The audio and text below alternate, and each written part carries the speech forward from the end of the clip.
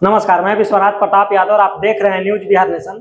अरवल जिला पदाधिकारी वर्षा सिंह के द्वारा समाहरणालय सभा कक्ष में पत्रकारों के साथ एक वार्ता आयोजित की गई। डीएम ने पत्रकारों से यह जानने का प्रयास किया कि आखिर जिले के कई ऐसे समस्या हैं जो पत्रकारों को बखूबी जानकारी होती है लेकिन पदाधिकारियों को जानकारी नहीं होती, जिसमें कई पत्रकारों ने जिले के कई समस्याओं से जिलाधिकारी को अवगत भी करवाया, जिसमें उन्होंने बताया कि लगातार ऐसी समस्या उत्पन्न होने के बाद पदाधिकारियों को जानकारी न होने पर जनता को काफी कठिनाइयों का सामना करना पड़ता है। ऐसे अनेकों प्रकार की समस्या से डीएम ने पत्रकारों से जानकारी ली और त्वरित कार्रवाई करने की बात कही। हालांकि जिले के कई लोगों के द्वारा यह भी कहा जाता है कि जब से जिला पदाधिकारी वर्षा सिंह अरवल में आई है तब से लोगों को ये आस होने लगा है कि उनके समस्याओं का जल्द से जल्द निपटारा होता है और लगातार जनता दरबार में जाने के बाद त्वरित कार्रवाई भी की जाती है। सुनिए जिलाधिकारी के द्वारा क्या कुछ बताया गया।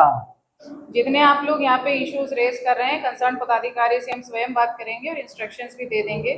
इसीलिए बुलाया गया है कि सबसे बात हो रही है, आप ही लोग से नहीं हो पा रही है। इस बार हीट वेव में चापाकल मरम्मती का कार्य मिशन मोड में किया गया है, तो मरम्मती हो रही है। जहाँ रिप्लेसमेंट की आवश्यकता है फंड के अनुसार वहाँ भी हो रहा है, लेकिन विद टाइम हमेशा घर बढ़ेंगे। आप लोग को नल जल योजना की भी जरूरत पड़ेगी, नली गली की भी जरूरत पड़ेगी। ये तो डायनामिक योजनाएं होती रहेगी। शहरी क्षेत्र में है कि कुछ वार्ड में काम बीच में अधूरा छोड़ दिया गया था, उसमें निर्देश दिया गया है कि कार्य पूरा हो और जिनकी गलती है संवेदक यदि छोड़ गए हैं तो उनके विरुद्ध कार्रवाई भी हो, यह निर्देश दिया जा चुका है। दूसरा मुद्दा हो गया मुद्दा से आगे जो है पानी नहीं, लेकिन एक सप्ताह की जो व्यवस्था है वो तो ऊपर से निर्धारित है, हम लोग उसी के अनुसार चलेंगे। कहीं जहाँ पर भी कंप्लेन आए थे, एक बार शिकायत था कि मोथा के पास कुछ लोगों ने ब्लॉक किया है, पानी नहीं जाने दे रहे, तो हमने पुलिस को भी भेजा था, एग्रीकल्चर ऑफिसर को भी और इंजीनियर्स को भी। तो पानी इज़ अ सेंसिटिव इशू, जहाँ पर सिंचाई का दिक्कत होता है। शुरुआती फेज़ में क्योंकि बरसात भी कम हुई थी और पानी की अवेलेबिलिटी भी कम थी, तो दिक्कतें ज़्यादा थी। कल हम फील्ड में भी घूमे हैं, कुछ महिला किसानों से भी बात हुई है, तो सिंचाई इस बार अच्छी हुई है, रोपनी अच्छा हो चुका है, 100% धान का हो चुका है, तो अब पानी की वैसी दिक्कत नहीं है। लेकिन पानी का ये हम लोग इशू दिखवा लेंगे कि आने वाले वर्ष में भी इस तरह के इश्यूज ना हो, ये हम लोग दिखवा लेते हैं। उसमें ज़मीन हमको लग रहा है कि 5 एकड़ मांगा गया है, 5 एकड़ और एक 9 एकड़ की भी बात है। तो बंसी में हम लोग चिन्हित किए थे, तो उसकी कार्रवाई चल रही है। एक मुश्त इतना भूमि मिलना कठिन हो रहा है, तो वही कार्रवाई हो रही है। जितना होगा हम लोग प्रस्ताव दे देंगे, नहीं होगा तो भूमि अधिग्रहण किया जाएगा। अगर सरकारी ज़मीन नहीं है तो हम लोग देख लेते हैं कि एक मुश्त इतना ज़मीन अगर मिल जाता है एक जगह तो ठीक होगा।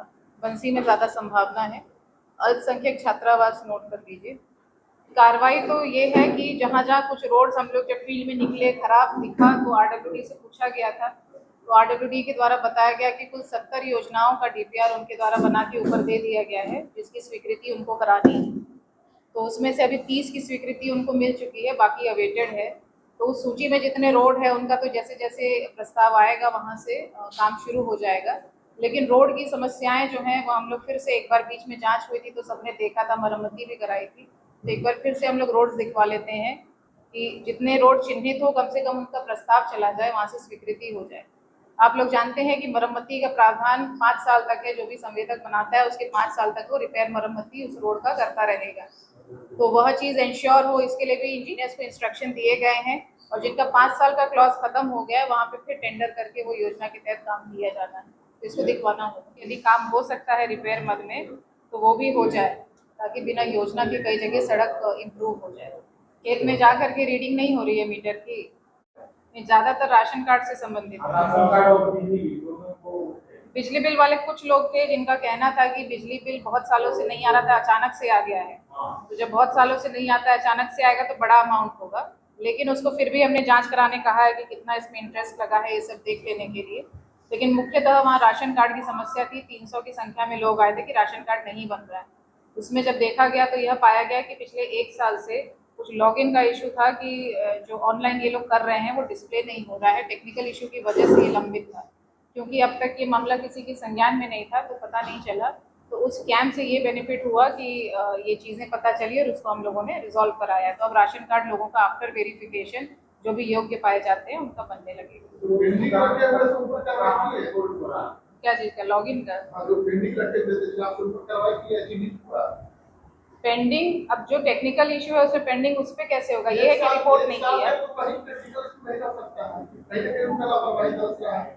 एमओ को बताना चाहिए था ये बात को, एमओ से परीक्षा कर लीजिए इसमें, ठीक है।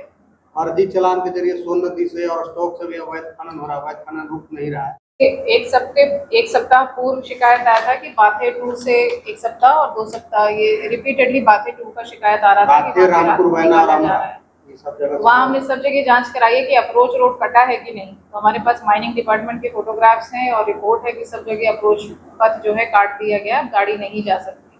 तो बीच में पाया गया है 4 ट्रैक्टर पाए गए थे वहाँ से, तो थाना अरेस्ट भी किया है उन लोगों को और FIR भी हुआ है, 4 ट्रैक्टर जब्त भी हुआ है। तो इसमें यही प्रावधान है कि माइनिंग जब बंद हो जाता है तो जब तक दोबारा शुरू नहीं होता तो वहाँ का अप्रोच पथ काट देना कि गाड़ी पहुंच ही नहीं पाए। हमें शिकायत आई थी कि बैक डोर से संभवतः किंजर में, करबी में 2-3 सेंटर थे जो कि शिकायत आई थी कि सामने बंद है लेकिन पीछे ये लोग सील नहीं किया है, तो वो हमने फिर से भेज करके वीडियो से उसको सील कराया था।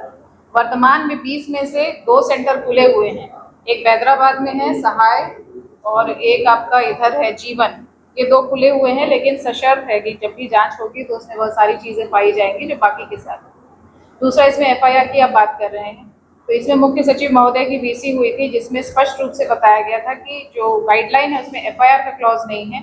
इसमें DM को डिस्ट्रिक्ट अप्रोप्रिएट अथॉरिटी माना गया है कि वो निर्णय लेंगे, जांच कराएंगे और यदि पाया जाता है कि ठीक से नहीं चल रहा है, संचालन नहीं हो रहा है एज पर गाइडलाइन, तो सबसे पहले सस्पेंड किया जाएगा लाइसेंस को और फैसिलिटी सील की जाएगी। शोकॉज मांगा जाएगा, शोकॉज यदि संतोषजनक आता है तो खोलने का आदेश दिया जाएगा, अगर असंतोषजनक है तो लाइसेंस कैंसिल होगा। फिलहाल यहाँ सस्पेंशन के स्टेज में सभी लाइसेंस हैं और सबका सील किया गया है जितनी जांच हुई थी। इसमें क्लॉज ये है कि आदेश देना डिस्ट्रिक्ट अप्रोप्रिएट अथॉरिटी का काम नहीं है, इसका रिटर्न कंप्लेंट CGM साहब के पास जाएगा और CGM साहब के आदेश से ये फैसिलिटी खोली जाएगी। तो इसमें न DM का आदेश दिया जाना है न सिविल सर्जन के आदेश से होगा। हमने देखा है कि एक आध जिले में ऐसा हुआ है कि सिविल सर्जन के आदेश से भी सील खोला गया, लेकिन वो ठीक नहीं। एज पर गाइडलाइन ये FIR नहीं होगा, ये रिटर्न कंप्लेंट जाएगा CGM कोर्ट में, जिसकी प्रक्रिया शुरू है। अभी डिस्ट्रिक्ट प्रोसिक्यूशन ऑफिसर को फाइल बढ़ी है लीगल मंतव्य के लिए। अभी सिविल सर्जन साहब के साथ मीटिंग हुई है हेल्थ डिपार्टमेंट की, उसमें भी हमने कहा है कि इसको फॉलोअप करने। एक बार CGM साहब के पास चला जाए, उसके बाद उनका जैसा आदेश होगा, अगर ओपन का तो ओपन होगा, कंडीशन वही रहेगी कि गाइडलाइन आगे फॉलो हो।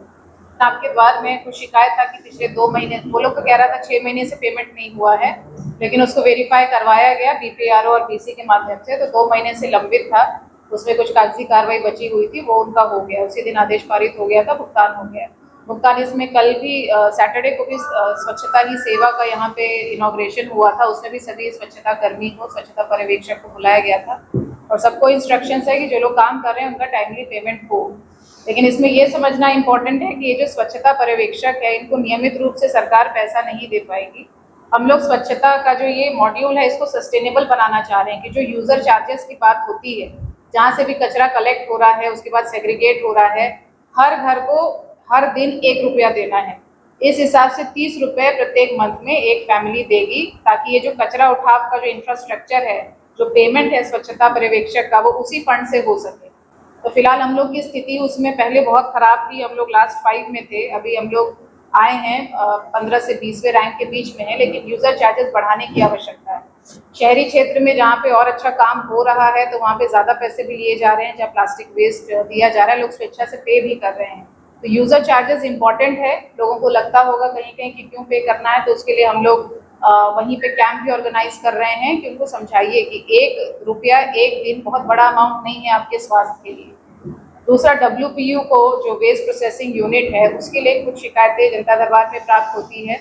अवेयरनेस की कमी है, लोगों को लगता है कि कचरा पट्टी बन रहा है, वहाँ पे लाके मरे हुए मवेशियों को डाल दिया जाएगा और बीमारी वहाँ से फैलेगी, जबकि इसका कॉन्सेप्ट है कि जो भी कचरा आया है, गीला कचरा, सूखा कचरा, उसको सेग्रीगेट करके जो गीला कचरा है, ऑर्गेनिक वेस्ट है, उसको हम लोग वहाँ नाडेप पिट होगा मनरेगा के द्वारा निर्मित, उसमें खाद बनाया जाएगा। प्लास्टिक वेस्ट जो है वो जो रेट निर्धारित है उसमें कबाड़ी वालों को और जो भी उसके संवेदक हो सकते हैं जिनका चयन हुआ वो DRDA से, उनको बेचा जाएगा। तो ये हम लोग वेस्ट को डिस्पोज करना चाहते हैं, वेस्ट को खत्म करना चाहते हैं। वो कचरा पट्टी नहीं है, वो एक ऐसी सुविधा है जो आपके स्वास्थ्य के लिए सालों साल तक आगे भी काम आएगी। तो ये काउंसलिंग लोगों का करना है, व्यवहार परिवर्तन का, सोच परिवर्तन का मामला है। तो इसमें भी हम लोगों ने इंस्ट्रक्शन दिया है कि लोग जाके निकले और बात करें लोगों से। तो अभी जब जन संवाद कार्यक्रम में हम भी जाएंगे और अनुमंडल स्तर से, प्रखंड स्तर से सब लोग बाहर निकलेंगे, तो ये भी हम लोग समझाएंगे कि सरकार की जो ये सर्विसेज हैं, ये जो योजनाएं हैं, ये लोगों के हित में। और वेस्ट प्रोसेसिंग यूनिट अभी प्रत्येक पंचायत में एक बनाने का लक्ष्य है, वो हम लोग बना रहे हैं। 33 पूरे हो चुके हैं, शीघ्र हम लोग इसमें और 15 पूर्ण करेंगे। तो इसका उद्देश्य यही है कि ये एक बार शुरू हो जाए, फिर जहाँ आवश्यकता होगी, एक पंचायत का स्तर बहुत बड़ा भी होता है, ज़रूरी नहीं है कि एक वेस्ट प्रोसेसिंग यूनिट उसको केटर कर पाए। तो भविष्य में हम लोग और संख्या बढ़ाएंगे इसकी, तो आवश्यकता अनुसार ये होगा। अभी शुरुआत हुआ है, तो हो सकता है कहीं कहीं कुछ शिकायतें आ रही हो, जैसा कि आप लोग बता रहे हैं, लेकिन ये वेरिफिकेशन का बिंदु है और इसको और हम लोग मॉनिटर करके ठीक कराएंगे। इसमें उद्देश्य यही है कि जो भी भ्रांति है, सरकारी योजनाएं इतनी सारी चल रही हैं, लेकिन किसी कारणवश यदि वो पहुंच नहीं पा रही हैं, या तो लोगों में जागरूकता की कमी है, उन लोगों को पता नहीं है कि कहाँ जाना है, क्या इन्फॉर्मेशन चाहिए, कौन सा कागज़ चाहिए, या वो पहुंच नहीं पाते किसी कारणवश, तो उसके लिए सर्विसेज को, सरकारी सेवाओं को और सुगमता पूर्वक उपलब्ध कराने के लिए ये सब कैंप लगाए जा रहे हैं। इसमें हम लोग लोगों से बात करेंगे कि योजनाओं में क्या क्या उनको समस्याएं हैं, क्या क्या अच्छी चीज़ें हैं, और यदि उनका और भी कोई सुझाव है योजनाओं को ठीक करने का, चेंज करने का, तो वह भी हम लोग उनसे लेंगे। उसमें आप सभी आएँ, अपने भी आप लोग सजेशन दे सकते हैं।